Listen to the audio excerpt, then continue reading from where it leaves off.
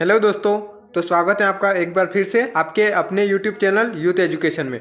आज हम पढ़ेंगे मध्य प्रदेश पटवारी के प्रीवियस पेपर 12 दिसंबर 2017 की सेकंड शिफ्ट का पेपर, जिसमें हिंदी के प्रश्नों को। तो चलिए वीडियो स्टार्ट करते हैं। पहला प्रश्न है, हिंदी उपभाषाओं को कितने वर्गों में विभाजित किया गया है? तो देखिए दोस्तों, इसका सही आंसर बनेगा ऑप्शन नंबर बी, 5। हिंदी जो उपभाषा है उसको 5 भागों में विभाजित किया गया है। वो 5 उपभाग हैं: पूर्वी हिंदी, पश्चिमी हिंदी, पहाड़ी हिंदी, बिहारी हिंदी और राजस्थानी हिंदी। बढ़ते हैं अगले प्रश्न पर। अगला प्रश्न है, किन वर्णों के उच्चारण में हवा स्वर यंत्रियों से बिना टकराए हुए बाहर आती है? तो देखिए दोस्तों, इसके ऑप्शन देख लेते हैं।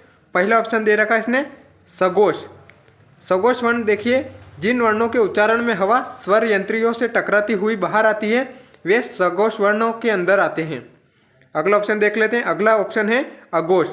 अघोष में जिन वर्णों के उच्चारण में हवा स्वर यंत्रियों से बिना टकराए बाहर आती है उन्हें अघोष वर्ण कहते हैं। तो देखिए, अपना सही आंसर यही हो जाएगा। इसने यही पूछा है कि किन वर्णों के उच्चारण में हवा स्वर यंत्रियों से बिना टकराए बाहर आती है, तो यही अपना सही आंसर हो जाएगा, ऑप्शन नंबर बी, अघोष। अगले ऑप्शन भी देख लेते हैं। अगला ऑप्शन दे रखा है इसने अल्पप्राण। अल्पप्राण यानी कि जिन वर्णों के उच्चारण में मुख से कम हवा निकले वे अल्पप्राण में आते हैं। और अगला ऑप्शन दे रखा है इसने महाप्राण। तो जिन वर्णों के उच्चारण में मुख से हवा अधिक निकले तो वे महाप्राण में आते हैं। अब अगला प्रश्न, इनमें से कौन सा शब्द दीर्घ मात्रा वाला है? तो देखिए दोस्तों, 2 होते हैं, एक तो लघु मात्रा और एक होता है दीर्घ मात्रा। लघु मात्रा में जो होते हैं वो 4 वर्ण आते हैं, मतलब 4 मात्रा आती है। अ, ई, उ और ऋषि, ये चारों ही लघु मात्रा के अंदर गिने जाते हैं। और एक होती है दीर्घ मात्रा। दीर्घ मात्रा में आ, इख, ऊंट, एड़ी, एनक, ओंकली और औरत, ये 7 जो मात्रा होती है ये दीर्घ मात्रा कहलाती है। तो इस हिसाब से जो अपना आंसर बनेगा वो बनेगा ऑप्शन नंबर ए, बेल। इसमें एनक आपको देखने को मिलेगा। बाकी बिल में छोटी मात्रा है ई की, दीन में भी छोटी ई है, वह कम में तो इसमें मात्रा नहीं है। ठीक है, अब बढ़ते हैं अगले प्रश्न पर। अगला प्रश्न है, किस शब्द की वर्तनी सही है? तो देखिए दोस्तों, इसका जो सही आंसर बनेगा वो बनेगा ऑप्शन नंबर बी, उज्ज्वल। आपको ध्यान रखना है कि उज्ज्वल में दोनों ही ज आधे आते हैं। अब अगला प्रश्न, विसर्ग और स्वर या व्यंजन के मेल से उत्पन्न विकार को क्या कहते हैं? पहला ऑप्शन दे रखा है इसने स्वर। तो देखिए दोस्तों, स्वर संधि यानी कि 2 स्वरों के मेल से परिवर्तन होता है, वहाँ पर स्वर संधि होती है। अगला ऑप्शन दे रखा है इसने व्यंजन संधि। तो व्यंजन संधि का परिभाषा होती है कि व्यंजन के परे स्वर या फिर व्यंजन के आने से जो विकार उत्पन्न होता है उसे व्यंजन संधि कहते हैं। अगला ऑप्शन दे रखा है इसने विसर्ग। तो देखिए दोस्तों, विसर्ग के परे स्वर या व्यंजन कोई सा भी वर्ण आए तो वे विसर्ग संधि में चला जाएगा। तो इस हिसाब से अपना सही आंसर यही बन जाएगा, ऑप्शन नंबर सी। अगला ऑप्शन देख लेते हैं। अगला देख रहा है इसने संयोग संधि। तो देखिए दोस्तों, संयोग संधि के नाम का कोई भी संधि नहीं होती, ये अपने आप में एक गलत है। अगला प्रश्न है, दुख का पर्यायवाची निम्न में से कौन सा है? पहला ऑप्शन दे रखा है इसने कास्ट। कास्ट जो है वो शब्द है इंग्लिश का, मतलब यानी होते हैं नाटक और फिल्मों में जो पात्र होते हैं उन्हें कास्ट कहते हैं। अगला ऑप्शन दे रखा है इसने कष्ट। तो देखिए दोस्तों, दुख का जो पर्यायवाची होता है कष्ट, यही है। दुख यानी कि वेदना या फिर कष्ट, तो यही अपना सही आंसर बन जाएगा, ऑप्शन नंबर बी। अगला ऑप्शन दे रखा है इसने कास्ट। कास्ट नाम का कोई भी शब्द नहीं होता, ये अशुद्ध शब्द है। अब अगला ऑप्शन दे रखा है इसने काष्ठ। काष्ठ का मतलब होता है दोस्तों लकड़ी या फिर काठ, ठीक है, उसे काष्ठ कहते हैं। अब बढ़ते हैं अगले प्रश्न पर। अगला प्रश्न है, जो कम जानता हो के लिए एक शब्द निम्न में से कौन सा होगा? पहला ऑप्शन दे रखा है इसने अल्पज्ञ। अल्पज्ञ का मतलब होता है जो कम जानता हो, उसे अल्पज्ञ कहते हैं। तो इस हिसाब से अपना जो सही आंसर बनेगा वो यही बन जाएगा, ऑप्शन नंबर ए, अल्पज्ञ। अगले ऑप्शन भी देख लेते हैं। अगला दे रखा है इसने कमजा। कमजा नाम का कोई भी शब्द नहीं होता है, तो ये तो अपने आप में गलत हो गया। अगला ऑप्शन दे रखा है इसने कृतज्ञ। कृतज्ञ यानी कि वो होता है कि उपकार मानने वाला या फिर एहसानमंद, उसे कृतज्ञ कहते हैं। अगला ऑप्शन दे रखा है इसने कृतज्ञ। कृतज्ञ वो होता है कि किए हुए उपकार को न मानने वाला। ये दोनों ही अपने आप में एक विलोम है। अगला प्रश्न देखते हैं। अगला है, दुरात्मा का संधि विच्छेद निम्न में से कौन सा है?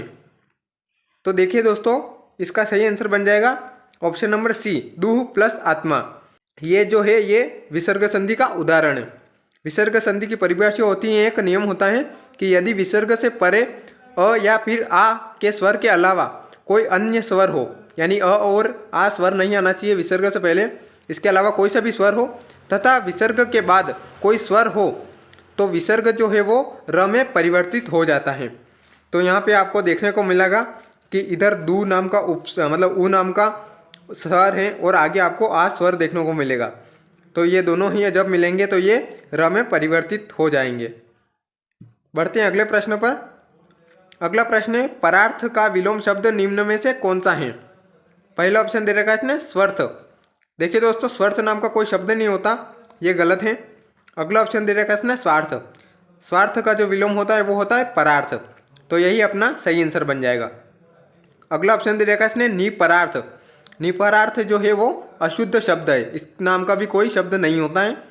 अगला ऑप्शन दे रखा है इसने निरर्थ। निरर्थ का मतलब होता है जिसका कोई अर्थ या मतलब न निकले, उसे निरर्थ कहते हैं। अब अगला प्रश्न, प्रति उपसर्ग से बना शब्द निम्न में से कौन सा है? तो देखिए दोस्तों, पहला ऑप्शन दे रखा है इसने प्रतिकूल, तो इसमें आपको देखने को मिलेगा प्रतिकूल, तो ये देखिए इसमें प्रति उपसर्ग लगा हुआ है, तो यही अपना सही आंसर बन जाएगा। अगला ऑप्शन देखते हैं। अगला ऑप्शन दे रखा है इसने प्रस्थान। प्रस्थान में कोई भी उपसर्ग नहीं है। अगला ऑप्शन है प्राप्त, इसमें भी कोई उपसर्ग नहीं है। अगला ऑप्शन दे रखा है इसने प्राप्तांक, तो इसमें भी आपको कोई उपसर्ग देखने को नहीं मिलेगा। ये तीनों ही अपने आप में एक प्रॉपर शब्द हैं और प्रॉपर अर्थ देते हैं। अगला प्रश्न, घर द्वार शब्द में निम्न में से कौन सा समास है? तो देखिए दोस्तों, पहला ऑप्शन दे रखा है इसने द्वंद्व समास। द्वंद्व समास की परिभाषा होती है कि दोनों पद प्रधान होते हैं और इसमें अधिकतर योजक चिन्हों का प्रयोग होता है। इसके अलावा इसमें या और व जैसे शब्द लगते हैं, जैसे हो गया माता और पिता, ठीक है। तो देखिए यही अपना सही आंसर बनेगा। इसमें घर और द्वार आप में बीच में योजक चिन्ह देखने को मिल जाएगा और इसका जो समास विग्रह होगा वो होगा घर और द्वार। अब अगला प्रश्न ऑप्शन दे रखा है इसने कर्मधारय समास। कर्मधारय समास में वाचक शब्द आपको देखने को मिलेंगे है जो के समान, जैसे हो गया नया है जो युवक, यानी कि नवयुवक। अब अगला ऑप्शन देखते हैं। अगला ऑप्शन दे रखा है इसने बहुव्रीहि समास। बहुव्रीहि समास में दोनों ही पद प्रधान न होकर तीसरे पद की ओर संकेत करते हैं, वहाँ पे बहुव्रीहि समास होता है। जैसे हो गया लंबोदर, लंबा है उधर जिसका, यानी किसी गणेश की बात की गई है। अगला ऑप्शन देख लेते हैं। अगला दे रखा है इसने द्विगु समास। द्विगु समास जिस समास का पूर्व पद संख्यावाची विशेषण हो उसे द्विगु समास कहते हैं। जैसे हो गया पंजाब, 5 आबू का समूह, यानी 5 नदियों का समूह। अब अगला प्रश्न, पट्टी पढ़ाना मुहावरे का अर्थ निम्न में से कौन सा है? तो देखिए दोस्तों, पहले मुहावरे की परिभाषा देख लेते हैं।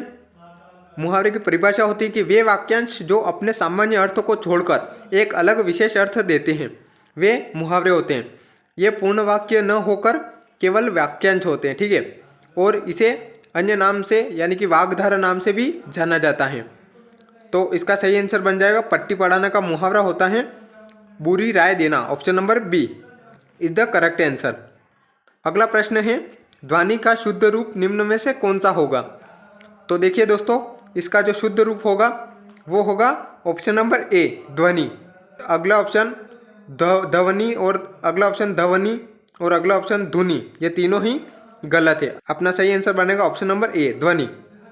अब अगला प्रश्न, भक्ति रस का स्थायी भाव इनमें से कौन सा है?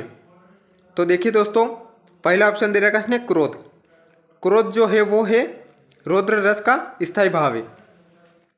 अगला ऑप्शन दे रखा है इसने रति। रति जो है वो श्रृंगार रस का स्थायी भाव है। अगला ऑप्शन दे रखा है इसने भक्ति। भक्ति जो है वो भक्ति रस का स्थायी भाव है। तो यही अपना सही आंसर बन जाएगा ऑप्शन नंबर सी। अगला ऑप्शन दे रखा है इसने हास। हास जो है वो हास्य रस का स्थायी भाव होता है। बढ़ते हैं अगले प्रश्न पर। अगला प्रश्न है, जन रंजन मंजन दनुज मनुज रूप सुर भूप में कौन सा अलंकार है? सही विकल्प चुनिए। तो देखिए दोस्तों, इसमें अनुप्रास अलंकार है, तो इस हिसाब से अपना सही आंसर यही बन जाएगा ऑप्शन नंबर ए। अनुप्रास अलंकार की परिभाषा होती है जब एक जैसे वर्ण की एक या एक से अधिक बार आवृत्ति होती है तो वहाँ पर अनुप्रास अलंकार होता है। तो देखिए दोस्तों, कविता में आपको देखने को मिलेगा रंजन मंजन, दनुज मनुज, सूर और भूप, ये तीनों ही एक जैसे शब्द आ रहे हैं, तो इस हिसाब से ये अनुप्रास अलंकार में चला जाएगा। बढ़ते हैं अगले प्रश्न पर। अगला प्रश्न दिया है, दिए गए शब्द का विलोम शब्द चुनिए। शब्द दिया है इसने परमार्थ। तो देखिए दोस्तों, परमार्थ का जो विलोम होता है वो होता है स्वार्थ। तो अगर अपन ऑप्शन नंबर बी देखेंगे तो इसमें स्वार्थ शब्द देखने को मिल जाएगा। तो यही अपना सही आंसर बी बन जाएगा। अगला प्रश्न है, प्रत्युत्पन्न मति इस एक शब्द के लिए अनेक शब्द चुनिए। पहला ऑप्शन दे रखा इसने, जिसका जन्म अभी अभी हुआ है। तो देखिए दोस्तों, इसका जो एक शब्द बनता है वो बनता है नवजात। जिसका जन्म अभी अभी हुआ होता है उसको नवजात कहते हैं। अगला ऑप्शन दे रखा इसने, जिसकी अत्यधिक चर्चा हुई हो, उसके लिए एक शब्द बनता है बहुचर्चित। अगला ऑप्शन दे रखा इसने, जो कुछ न जानता हो, तो उसका जो एक शब्द बनता है वो होता है अज्ञ, उसे अज्ञ कहते हैं। अगला ऑप्शन दे रखा इसने, अतिशीघ्र सोचना। अतिशीघ्र सोचने के लिए एक शब्द बनता है प्रत्युत्पन्न मति। तो यही अपना सही आंसर बन जाएगा, ऑप्शन नंबर डी। अगला प्रश्न है, जो कड़वा बोलता है उसे निम्न में से क्या कहते हैं। तो देखिए दोस्तों, जो कड़वा बोलता है उसे कटुभाषी कहते हैं। ऑप्शन नंबर डी अपना सही बन जाएगा। बाकी ऑप्शन दे रखा इसने, कठोरभाषी, कर्कशभाषी, कलरवभाषी, ये तीनों ही गलत होते हैं व्याकरण की दृष्टि से। अब अगला प्रश्न, स्त्री का पर्यायवाची शब्द होता है। पहला ऑप्शन दे रखा इसने बालम। बालम का जो पर्यायवाची वो होता है पति या फिर स्वामी। अब अगला ऑप्शन दे रखा इसने प्रीतम। प्रियतम का भी अगर पर्यायवाची देखें तो वो होता है स्वामी या फिर पति। अगला ऑप्शन देखते हैं वनिता। वनिता का जो मतलब होता है वो होता है स्त्री या फिर महिला। तो यही अपना सही आंसर बन जाएगा, ऑप्शन नंबर सी। अगला ऑप्शन भी देख लेते हैं। अगला ऑप्शन दे रखा इसने भरतार। भरतार का मतलब होता है दोस्तों पति या फिर स्वामी। ये तीनों ही अपने पति के पर्यायवाची दे रखे हैं, सिवाय ऑप्शन नंबर सी के। अब अगला प्रश्न, देश निकाला का समास विग्रह क्या होगा। तो देखिए दोस्तों, इसका जो समास विग्रह करेंगे तो ये बन जाएगा देश से निकाला। तो इसका सही आंसर बन जाएगा ऑप्शन नंबर बी, देश से निकाला। ये जो उदाहरण दे रखा है ये तत्पुरुष समास का उदाहरण है। तो ठीक है दोस्तों, आज का वीडियो यहीं पर समाप्त होता है। अगर वीडियो अच्छी लगे तो लाइक करें, कमेंट करें और अपने फ्रेंड्स के साथ शेयर भी करें। मिलते हैं अगले किसी वीडियो में, तब तक के लिए जय हिंद, जय भारत।